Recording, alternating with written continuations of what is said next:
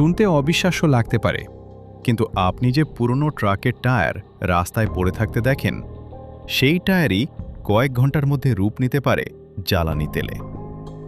বাইরে থেকে ভেতরে ঢুকলেই সেটা হয়ে ওঠে এক ধরনের কালো সোনা। আজকের এই ভিডিওতে আপনি জানবেন কিভাবে পুরনো টায়ার থেকে তৈরি হয় ব্ল্যাক অয়েল, পুরো প্রক্রিয়াটা আসলে কতটা শক্তিশালী এবং এর পেছনের টেকনোলজি কতটা অবাক করার মতো। আপনি দেখছেন টেকনো এক্সপ্লেইনস। ভাবুন তো, একটা কারখানা, চারদিকে শুধু পুরনো টায়ারের স্তূপ। বাইরে থেকে দেখলে মনে হবে একটা ডাম্পিং গ্রাউন্ড, কিন্তু বাস্তবে ভেতরে চলছে একদম ইন্ডাস্ট্রিয়াল লেভেলের অপারেশন। এখানে প্রতিটা টায়ার শুধু ফেলা হয় না, বরং নতুন জীবনে রূপান্তর করা হয়। ভিডিও শুরু করার আগে একটা প্রশ্ন, আপনি কি আগে কখনো জানতেন টায়ার থেকে তেল তৈরি হয়? কমেন্টে হ্যাঁ বা না লিখে জানান। প্রথম ধাপ শুরু হয় টায়ার সংগ্রহ দিয়ে। বড় বড় ট্রাকের পুরনো টায়ার কারখানায় নিয়ে আসা হয়। এই টায়ারগুলো সাধারণ টায়ারের মতো না, এগুলোর ভেতরে থাকে শক্ত স্টিলের জাল। এই স্টিল না খুললে পুরো প্রসেসটাই ব্যর্থ হয়ে যেতে পারে। তাই প্রথমেই শ্রমিকরা টায়ার কাটতে শুরু করে। বাইরের শক্ত রাবার আলাদা করা হয়, তারপর ভেতরের স্টিল ওয়্যার বের করা হয়।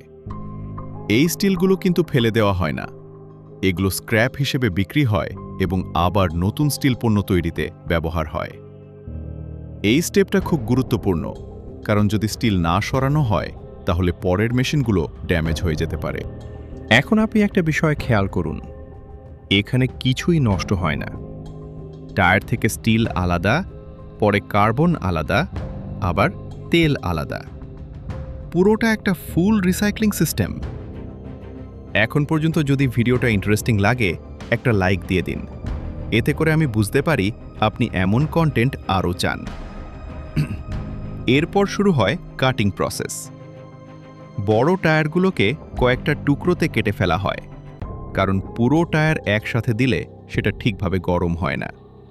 তাই ছোট ছোট অংশে কেটে নেওয়া হয়। এরপর এই টুকরোগুলো নিয়ে যাওয়া হয় বিশাল একটা সিলিন্ডারের কাছে। এই সিলিন্ডারটাই আসলে পুরো প্রক্রিয়ার হার্ট। একে বলা হয় পাইরোলাইসিস রিঅ্যাক্টর। এই রিঅ্যাক্টর এত বড় হয় যে একসাথে কয়েক টন টায়ার ভরে রাখা যায়। শ্রমিকরা ধীরে ধীরে সব টায়ারের টুকরো ভেতরে ঢোকায়, পুরো চেম্বার ভর্তি করে ফেলে। এটা একদিনে শেষ হয় না, অনেক সময় পুরো দিন লেগে যায় শুধু ভরতেই। চেম্বার ভর্তি হয়ে গেলে সেটাকে একদম এয়ারটাইট করে বন্ধ করে দেওয়া হয়, কারণ এই প্রক্রিয়াটা অক্সিজেন ছাড়া করতে হয়। এখন শুরু হয় আসল ম্যাজিক। চেম্বারের নিচে আগুন জ্বালানো হয়, ধীরে ধীরে তাপ বাড়তে থাকে। এই তাপমাত্রা 350 থেকে 550 ডিগ্রি সেলসিয়াস পর্যন্ত যায়। এত বেশি তাপে টায়ারের রাবার ভেঙে গ্যাসে পরিণত হয়। এই গ্যাসগুলো পাইপ দিয়ে বের হয়ে কন্ডেন্সারে যায়। কিন্তু একটা প্রশ্ন, গ্যাস থেকে আবার তেল হয় কিভাবে? প্রথমত থাকে কার্বন ব্ল্যাক। এরা দেখতে একদম কয়লার গুঁড়োর মতো। এই কার্বন ব্যবহার হয় রাবার, প্লাস্টিক, পেইন্ট, এমনকি প্রিন্টারের টোনারেও। দ্বিতীয়ত থাকে স্টিল, যেটা আগেই বলেছি আবার রিসাইকেল হয়। অর্থাৎ একটা টায়ার থেকে তিনটা জিনিস পাওয়া যায়: তেল, কার্বন আর স্টিল। এখন আসি সবচেয়ে গুরুত্বপূর্ণ প্রশ্নে।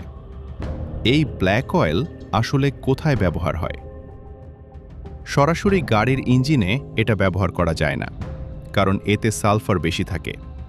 কিন্তু ইন্ডাস্ট্রিয়াল বয়লার, ফার্নেস এবং কিছু পাওয়ার প্ল্যান্টে এটা ব্যবহার করা হয়। সবচেয়ে অবাক করার মতো তথ্য হল, একটা বড় ট্রাক টায়ার থেকে প্রায় 50 থেকে 70% পর্যন্ত তেল এবং গ্যাস পাওয়া যায়। মানে আপনি যেটাকে আবর্জনা ভাবছেন, সেটা আসলে একটা শক্তিশালী এনার্জি সোর্স।